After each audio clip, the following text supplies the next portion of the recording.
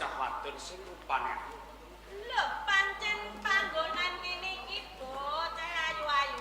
Sendang kene panggonane bocah gedho ngumbahi sandangan rupane ayu-ayu. Lho iya. Ya ngono kok beneran. Lagi ngertine ayu le. Lho. Melek menawa ya le. Sadurunge ngono aku pengen ketemuan karo sapa sing dadi aran? Jenengku Ware. Ware. Lah jenengmu sapa? Aku Joko Samberan. Joko Samberan. Oh, Tak kandhani yo. Yen to iki papan gununge kanggo bocah wadon, yen to pengen adus sapa apa kuwi sing sisih kono kae lho kanggo bocah lanang. aku ora pengen adus kuwi ora. Lah kepengin adus. Aku teko kene cedhak karo kowe mergo aku pengen tepungan karo. Lah saiki wis tepungan lah yo wis to lak ngono. Lah iya, wis Sik. yo wis. Nanging aku gumun karo kowe. Tak mongko sendang kene papane mobil kaya ngene. Kowe ngumbahi sandangan kok ora barengan karo bojomu. Bojo piye lah aku iki selegan durung duwe bojo. Kowe iki isih prawan. Ya nyedak. Yen kaya ngono tiwas beneran. Setro menawa. Lah iya. Joko Samberan uga isih Joko. Ora takok sing Joko. Apa ora entuk? Lah aku ki ora tau takon isih Joko apa ora kok ya. Tak mongko kowe iki wis gedhe wis pantes yen to kowe omah-omah. Nanging iki wis ngono kok durung duweni bojo. Apa ya pancen durung ana bocah wadon seneng karo kowe? Apa ya pancen durung kepengin omah-omah? Pancene aku durung kepengin omah-omah. Durung kepengin omah-omah. Aku wis seneng doan karo seneng Iya. Lah yen to wektu dina iki ana bocah lanang nembung seneng karo kowe kira-kira kok tampa apa ora? Ana bocah lanang sing nembung seneng karo aku. Iya. Lah bocah lanang mau sapa? Malah seneng dhewe lah iya. Wiwit sepisan aku weruh karo kowe. Aku ora bisa selak yen aku binasa tresna karo kowe. Joko Samberan, rejenganmu wae kurang ajar kaya ngono. Ajar piye to? Tindak tanduke sarwa kasar ya Le, yo. Iki apa ora ngerti Joko Samberan? Anake Bapak Sontrong, wong sing sugih bondo donya. Kelakon kowe dadi bojoku, uripmu bakal mulya. Jaluk apa wae bakal kelakon.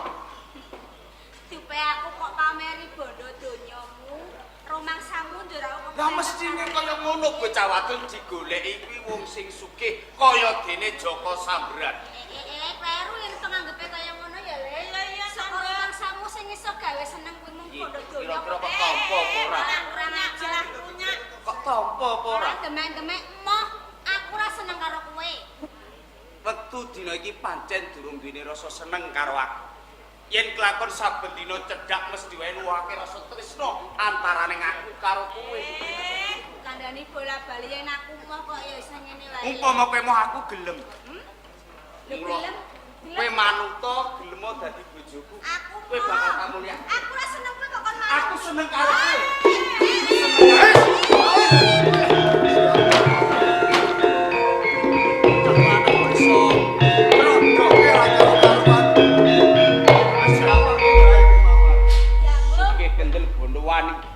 Nyarui karo aku ambilku cedhak karo bocah wadon kae. Mergo kowe kleru salah. Kok kleru kok salah piye? Cetha wareh ora gelem karo kowe ning Wareh gelem karo aku. Gelem apa ora? Oh, mergo ana kowe sing ganggu dheweke dadi ra gelem iki gara-gara kowe. Nyatane kok peksa to. Sopo sak tenane kowe? Aku Joko Samberan. Joko Samberan. Sapa kowe? Legowo. Legowo. Kowe rasa dadak melu-melu perkara iki. Luwih becik kowe sumingkir papan kene tak bacotke aku seneng karo. Semono uga aku ora bakal canduk lawung perkaramu yen kowe candhek ora ganggu karo wareh. Wis to, wis sumingkir. Ora bisa. Jaluk duit pira tak penehi. Aku ora edan derajat pangkat, ora pengen karo duitmu. Dadi kowe ra gelem sumingkir papan iki. Lah kowe bacot apa ora ya? Aku tetep bacot. Nek bacot ya pepalangmu aku. Kowe dadi palang. Aja ngliroke karo Joko Samberan. Yen nganti ceklek balung.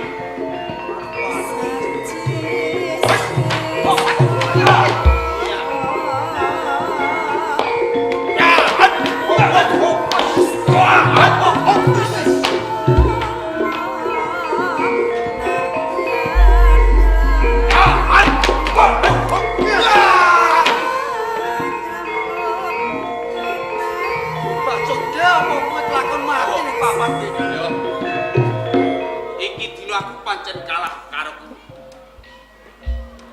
Nanging ngiling-ngiling. Keleno dasmu tak tugel Saiki wani besok aku gawani Joko Samudra.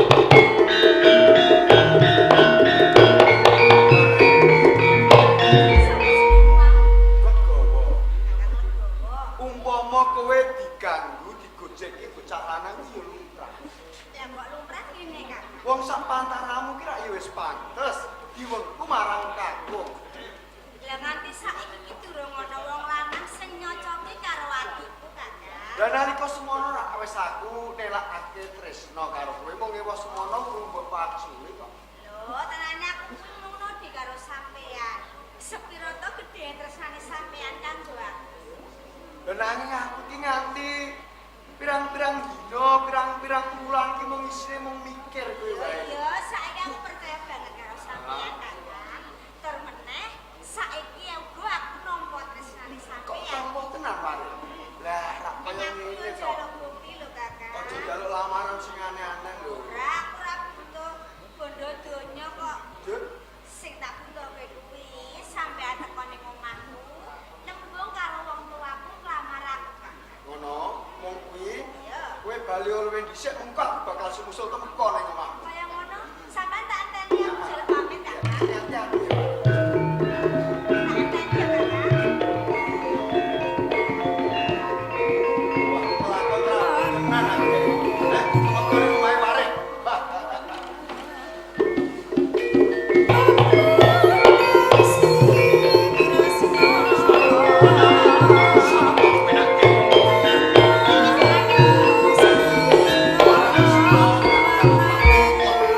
Nuwun cekat.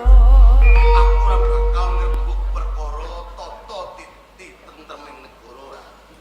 Ning mung sang tak rembug barengan lan sliramu jalaran para juru warta prajurit yang wis tak sebar ora kabupaten kuwi padha asum palapuran yen to ana sak kiwa tengening Kabupaten Bumiayu kene padha ana kisruh lan geger kang ing kono dituwuhake wong-wong kae padha njupuk pesugihan.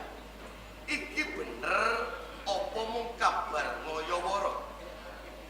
Kanjeng Dipati menika mboten kabar ingkang ngayawara nek kasunyatan. Kula piyambak ngertos saben pendak kula naliti kawula wonten ing dusun madusun. Tiang-tiang menika sami unjuk atur utawi pradul menawi to saben dinten menika kecalan arta. Nah, kula kinten sedaya kala wau namung kados kabar-kabar ingkang boten saged dipun bentekaken. Jalaran kados dene setuyul ngoten niku rak boten saged dipun bentekaken. Yen kaya ngono aturing juru santi ya prajurit kang tak percaya ngisep-ngisep pawarta ning Karang Pratisan pranyata ora kleru. Akeh kawula kang ing kono padha njupuk pesugihan mbuh apa jalarane nganti dhewekne gelem tumindak sing kaya ngono.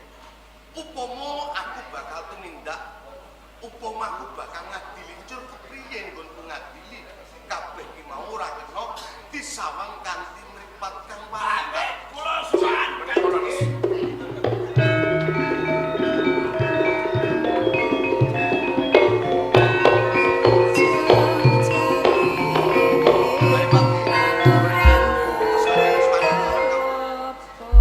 Menika teng desanipun sami gembar-gembor kesaran arta nggih.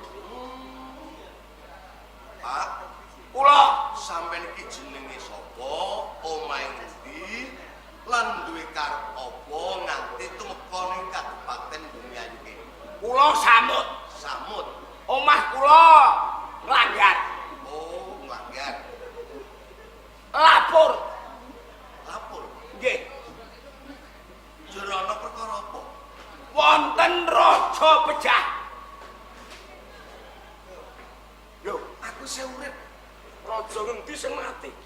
Ten desa kula niki enten raja pejah. Ya iya, raja ngendi sing mati, mongko aku isih urip. Mboten raja. raja pejah. Sing kok karepe raja pejah iki piye? Tegese wonten pembunuhan. Rajapati. Rajapati. Ya niku.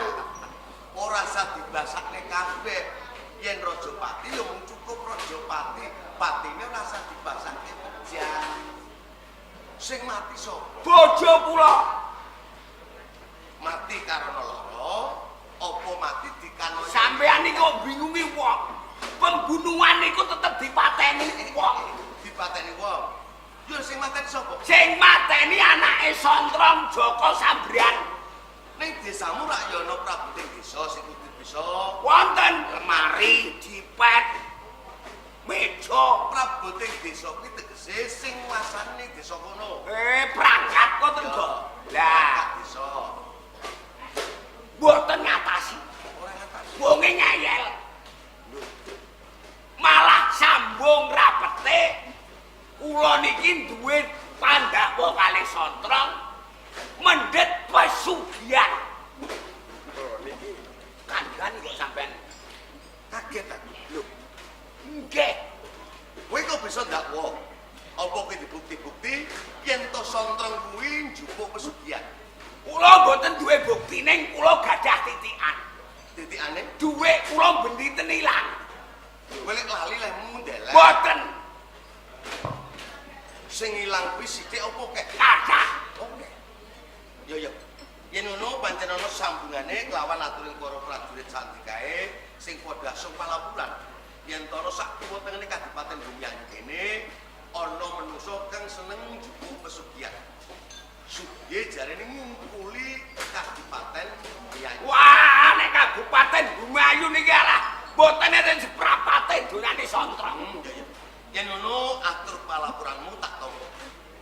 Siji sambung kelawan patine bojomu Nggih, dipateni anake Sontrong Leres. lan Joko Sambrian. nggih. Sing kaping pindho kowe duwe panyokro gawa yen to Sontrong kae njupuk pesugihan. Leres. Aku sepisan kepengin nyekel bocah sing aran Joko Sambrian, ping pindho kepengin mbuktekke kelawan apa sing tak aturake. Menawi ngaten monggo mawon, selak bocah minggat lah. Ayo mana pokok, ayo. Wis megani ning kene.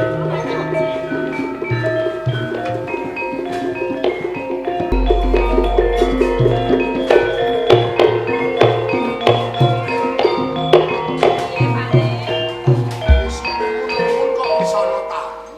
Ayo. Sopo iki? Pak, jenenge Lakang Legowo. Lho, wis tepung to, Lho? Nggih, Mbok. Lakoni, Pak Ne. Jenengmu sapa le? Kula Legowo, Pak. Legowo. Lah kowe mrene ana gawene apa? Badhe pinanggih tiyang sepuhipun waris. Bapake wae. Aku jenengan. Pak, kula tak blokoke mawon nggih. Sampun dangu anggen kula sambung tresna kalih waris. Lah wedal menika waris nyuwuni bebana kalih kula menawi kula kenembung kalih tiyang sepuh. Ji, yo aku ora ngerti tembungmu nanging luwih becik aku tekon karo anak Ji. Wae. Apa bener kowe wis ana sambung karo bocah lanang? Sampun. Kula seneng kok, Pak. Kowe yo wis seneng. Nggih. Legowo yo. Ji. Lah kowe wis nyambut gawe apa wis iso makarya nyang Nggih serabutan kadang nggih enten wong mocok-mocok ngoten niku kok. Legowo? Nggih. Jeneng wong omah-omah wae wong salah kirabi kuwi ora. Sepisan, kowe kudu mumpuni, kudu bisa tanggung jawab.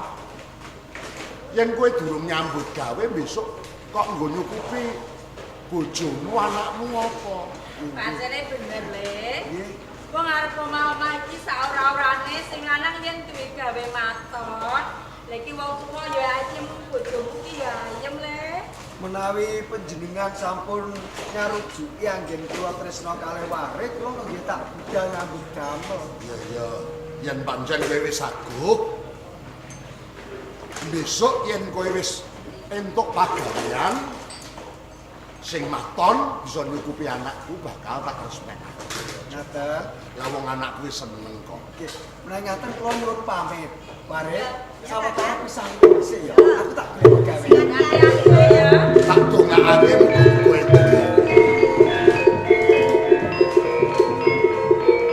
Yang wis duwe aku.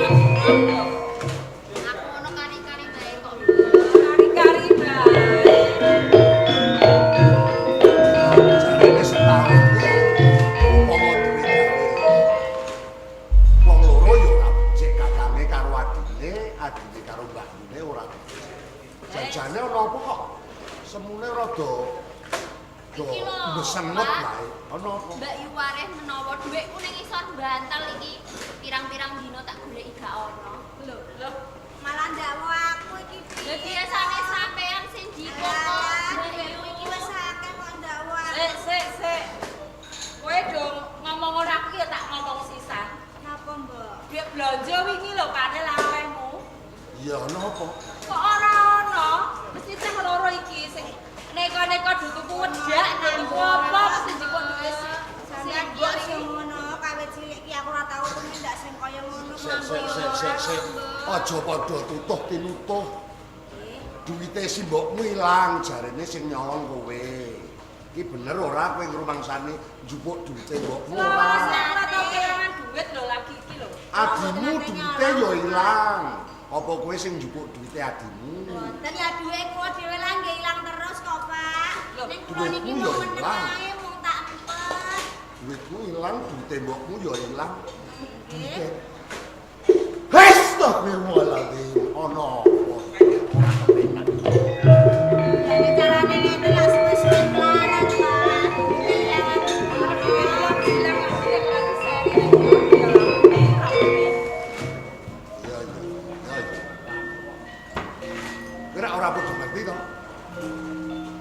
ngerti apa ki guyu-guyu ki ana apa Mboten Pak? apa-apa, Pak. Kowe ora padha ngerti to? Bapak iki piye? Ki ana tamu sing mara omahmu.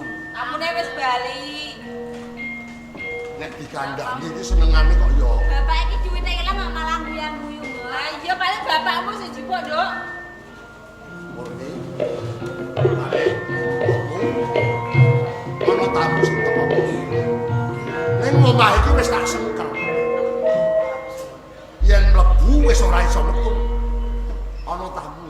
Kowe kepengin ngerti to? Tamu-tamu. Endi tamune, Pak? Tamu-tamu pengen Tamune iki bekasaan karo begejil sing mara omahmu kene. Saksono tak Perasaan iki lho, Pak. Tamune sing gedhe bekasaan sing cilik begejil. Iki njajal aku kok pengen ngerti lho, Pak. Pengen ngerti tak bukake mata batinmu. Nggih. Ndi, Pak? Tak bukake. Iki mbokmu sing gawene ngayal iki tak bukake. Coba sawang ning ngarepmu ana.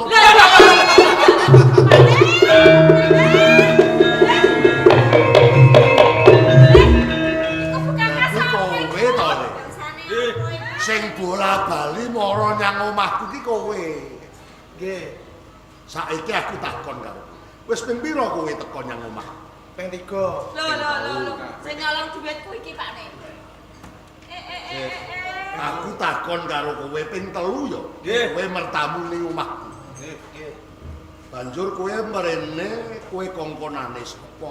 Kowe anake sapa, Le? Kula kengkenane Pak Sontron, kula larene Pak Sontron. Anake Pak Sontron. Nggih. Lho. Wong sugih anyaran kuwi, Pak Ne. Lah, mula apa mula? Layak di omah magrong ora tau nyambut gawe. Jebule ana kongkonan niki to. Ya wis, lah piye meneh? Iki sak derma kongkonan yen ora gelem nyambut gawe kaya ngono dhewekne diajar disiksa. Nek ora mbok cekel ki yo. Jangan Pak Ne. Mlebu omahku ning ora iso metu. Iki aku perkara iki layak. Wiwit dilangkung perapatan Grombol ana tangga teparo do geger rame-rame ya iki. Le, Nggih. saiki aja kok baleni meneh kowe njupuk nyang omahku. Kepara kowe wis ora iso wal saka tanganku. Kowe kudu manut karo aku. Manut. Sancang Kok keluar go omahku iki do geger, do padu iki jalarane saka kowe. Wis, saiki manut karo aku. Manut. Ayo manut. Kowe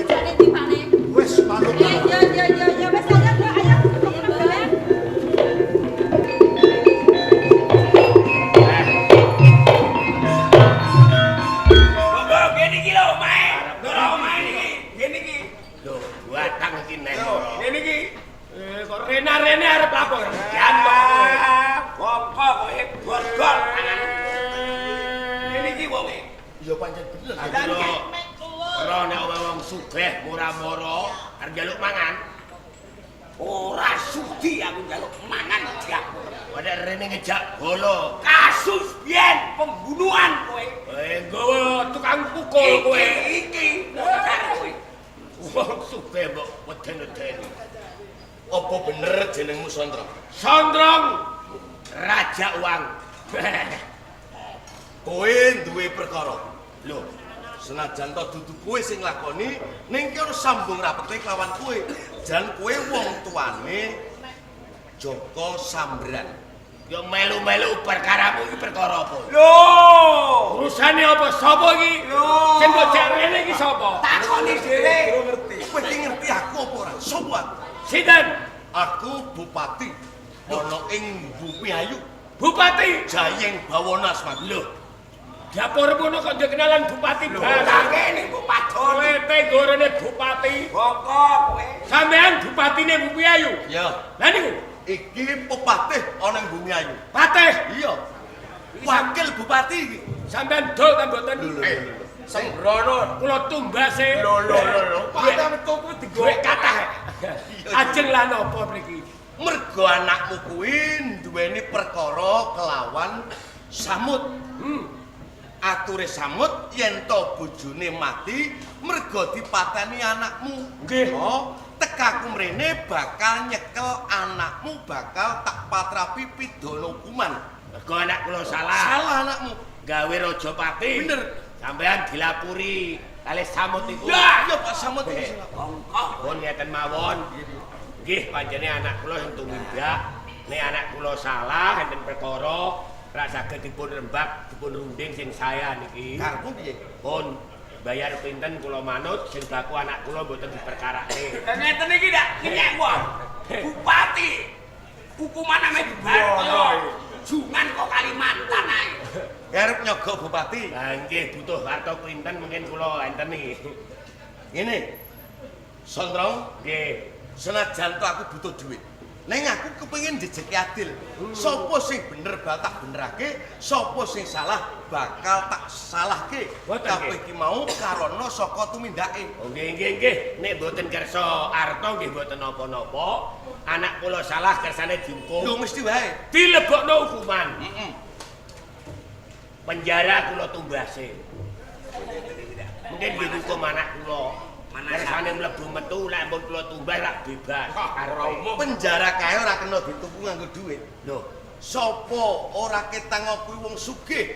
Yen to salah kuwi ya kudu tetep mlebu no ing penjara. Penjara kae nggone wong salah. Salah apa wae mlebune nyang kono. Ora iso dituku nganggo Mboten duit. iso diokak-okak. Ora iso. Nglakakno wong. Nggih, mumpung bocahe teng omah. Ngono. Punah wong ancen anak kula salah timbang perkara niki dawa-dawa. Mungkin anak kula sampean beto mboten napa-napa. Pun kula ikhlas najan niku anak wong ancen salah. Ayo kudune ngono. Kula undange kula kan mriki, mungkin sampean cekel sampean Cekel wae. teng Bumi Ayu. Ya Dosis ngono nggih. ae tantenane. Nggih, Mati kowe. Jebul kowe ngono kok. Lho, sae napa? Wakal ukik niku. Kabur.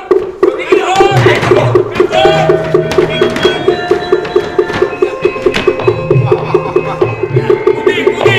Lho anak kula mau mriki kok pundi? Wah, malah Ora ana kok tembung. malah boten sampean cekel niki wau Ora ana tetembungane wong tuwa kok tegel karo anak. Jalan anak kuwi dumadi saka tumete sing gedhe wong tuwa. Arep piye wae wong tuwa tetep mbelani kelawan anak. Ya, Sondrong, anakmu iki dina bisa wal saka prajurit lan aku bupati ana ing Bumi Ayu. Nanging yen to ngenti mengko anakmu kecekel prajurit ana ing Bumi Ayu, luwih jero lan luwih gedhe pidanane. Oh, boleh sampean saged ngelakno dhewe mriku.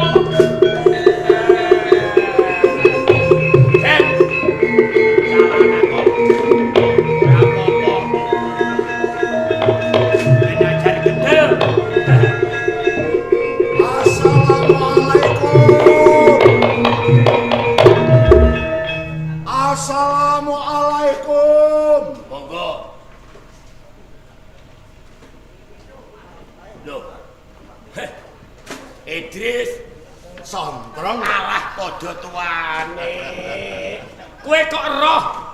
Nek omahku saiki manggon ning kene. Yo aku takon-takon iki mau. Aku teko barengan cek gapura. Gumun. Aku gumun. Gumune apa? Gapura kok sakmono Lah gede. iya. Lah nek ora wong sugih ndak kuat gak gapura ngono. Bareng mlebu pendapane Lho. koyo ukir. Iki nak karo pendopo kabupaten apik iki kok iso. Wih, malah joglone tumpang sari. Masanem. Ngono. Iya. Anjene jenenge wong iki bejane ora nyono-nyono. Ngono. Ya ta ora bedane kaya kowe. Bener, Zaman Bro. padha nome biyen aku ngono saiki ngene. Kowe biyen ngono saiki ngene. Aku ya rungok-rungokno kabar. Jare saiki kowe dadi wong tuwa. Sing Dadi padha imam sapa? mushola saiki. Ya sinau. Ning ngene lho, Tron. Ana apa? Aku mau ya gumun. Grombol-grombol ning prapatan. Wong ki padha rasan-rasan karo kowe. Aku manggil ana wong sugih ndra dirasani anggere wong niku. Iya, Meri ngene ku. terus ning warung lah pas aku ya golek kopi kono kaemu to. Ning kono ana wong lanang nang ya do rasan-rasan. Perkara kowe sugih mblegedang kaya. Alah, gatekno omongane wong. Do kepengin ning ora iso ngono niku. Kandhani kok. Kowe pengen piye karo aku? Sing sugih? Ya. Ngene iki. Engko tak dono Jane carane. aku ya gumun karo kowe lho, to. Kowe iki jane isih rak ya nakal to padha karo aku. Lah iya. Ora nyambut gawe apa-apa, ya ora duwe perusahaan apa-apa nek kok ya iso sugih kaya ngene iki janjane kowe iki Ah, jenenge awak bejo kok. apa Awak bejo iki ya iso ae kok. ning ngene meneh Kok piye? tangga teparo ki mau ya padha padu. Kene. Padha padu jare kelangan. Ana kelangan yen kelangan montor lumrah. Kelangan apa kuwi jenenge donya brana sing wujud sapi kebo lan liya-liyane do ilang. Lah kene. Ning bareng sing gumunku kandha yen duwite kuwi ya do ilang. Alah. Ngene ku adate duwike dienggo tuku apa engko lali engko muni ilang. Jenenge kelangan iki kelangan duit dari ya lumrah. Biyen kula ben ana wong kelangan nek gumun. Ning ora ngono kok, Tru. Kene. Malah wong-wong ki kandha jare kowe ngemek pesugihan. Ngomong kok sing ora-ora ndak apik. Aja ngono. Wong iki ora oleh duweni panyokro bawa elek karo wong. Wong kok mek sugihan-sugihan apa? Kaya wae. Ngono kuwi ora becik kok. Seneng Wah, gawe ora. gawe kapitunane liya. Ah. Saya-saya nggone omah-omah do padu do geger mergo kelangan mongko ora nyata.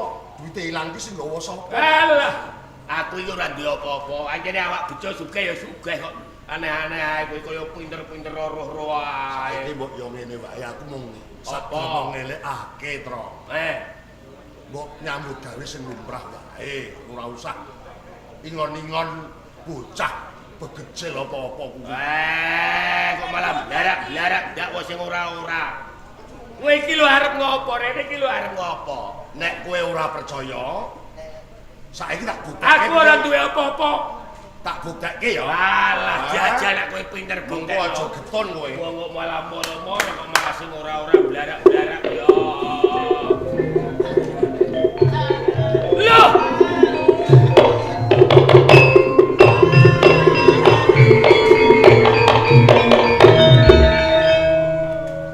Kowe kok entuk ngene-ngene iki kondi? Ya anake sapa, Tro? Kowe kok duwe ngon-ngon ngene iki? Aku ora duwe ingon-ingon, apa tak takonane ben ngaku dhewe. Bapakmu jenenge sapa, Le? Sontrong. Tak idoni kaya ngomong malah. Sini, rene. Kowe iki gak tak pesen tak eling. Nyolong duit ya nyolong duit. Ning aja ning omahe kiai. Leru, Pak. Wah, blok. Neh, Ngomong-ngomong. Leru, Pak. Leru, Pak. Idris. Pak Idris. Wah, jebule kowe duweni kaluwihan tenan. Ing atase kuwi menungso lumrah kok iso nyekel ingon-ingonku iki. Ngene-ngene. Wong kowe karo aku maune ya kanca, kaya dulur jaman cilik kula nganti semene tuane. Cukup sing ngerti kowe ae.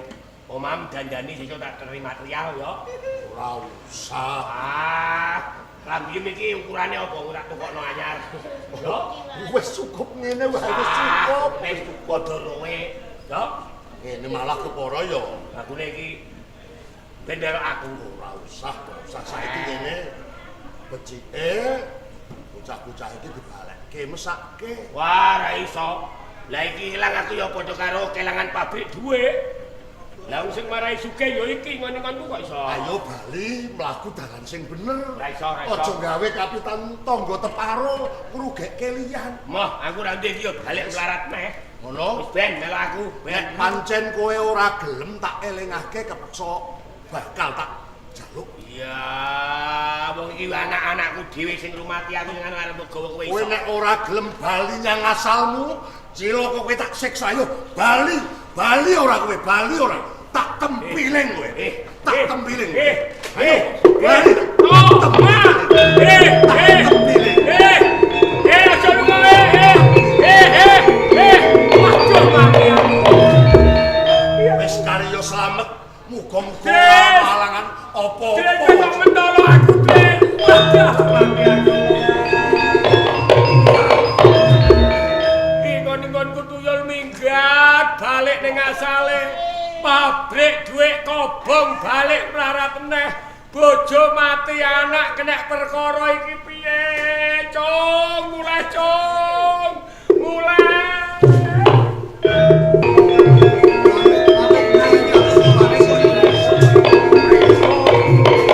Diajane bapake kabur menapa bener mboten pireng kula.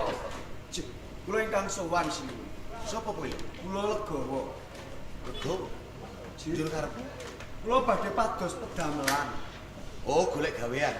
Ini malah beneran yen to kowe golek paswitan ana ing Kabupaten Bumiayu. Yen cilik kowe bisa mbondo bocah Kanoman sing aran Joko Sambran. Gedene kowe bisa mateni kelawan Joko Sambran. Kowe bakal tak tampa nggonmu Swita, kepara kowe malah bakal tak angkat dadi prajurit. Ngaten estu nggih.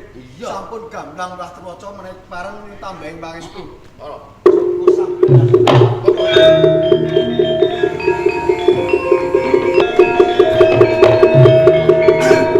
Alipat kecekel rikok ning hukuman.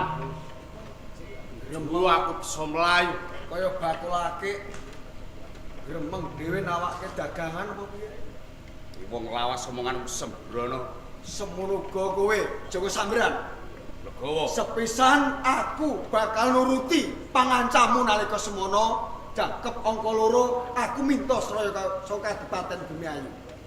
Pisan merga kowe lara atimu sing angka 2 kowe dadi srayane wong saka Bumiayu.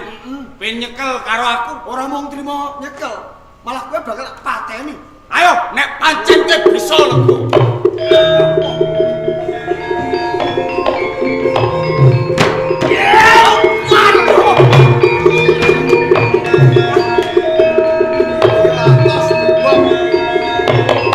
Ora sumbodo karo sumbarmu.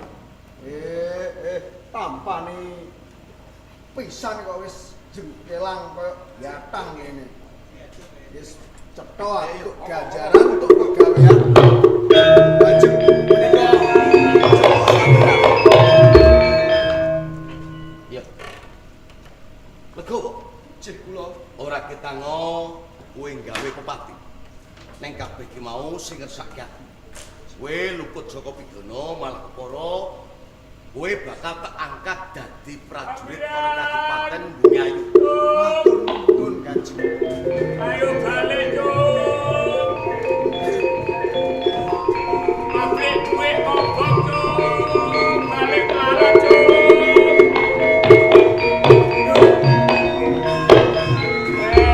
Turu kok sanggon-gon. Ayo mulai, turu aja ning kene, balik-balik ayo mulai yo. Sondrong, Lho, kok sampean? ya Anakmu ora turu, ning anakmu mati.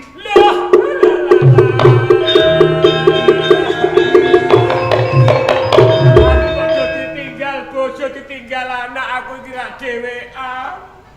Balik melarat urip dhewe aku rak keleleran bakale. Sondrong, syukur aku mung kepengin nyocokke ature Pak Samud. Pak Samud kuwi duwe cubiya lan kowe. Apa bener kowe iki njupuk pesugihan sarana ngingu tuyul? Nggih. Kalih Karepmu piye to kok nganti kowe? nggih kepengin sugih. Upama kepengin sugiya kowe lak ya kudu nyambut gawe. Ala kesel. Dalane aja kaya ngono kuwi salah kuwi. Batin kula kesuwen dadi wong sugih, golek cara sing cepet kula ngingu tuyul. Malah kula kelangan bojo, kelangan anak, tuyule minggat. Mula besok meneh yen to kowe kepengin sugih, kowe kepengin mulya uripmu ya gelem makarya.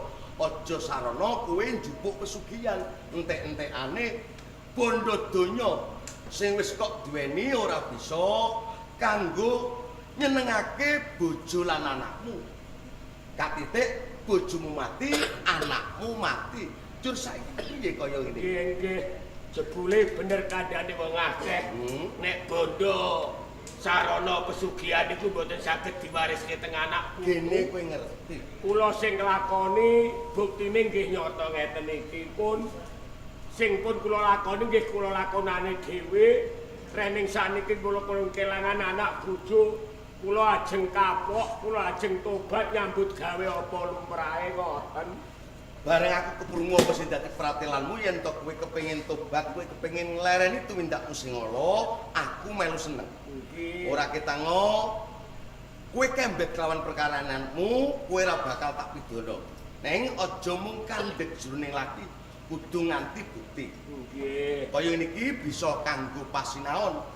Tumindak sing ala ayo padha dipendhem ing nggon pangapura, cek men bisa nukulake woh ing Karahayon.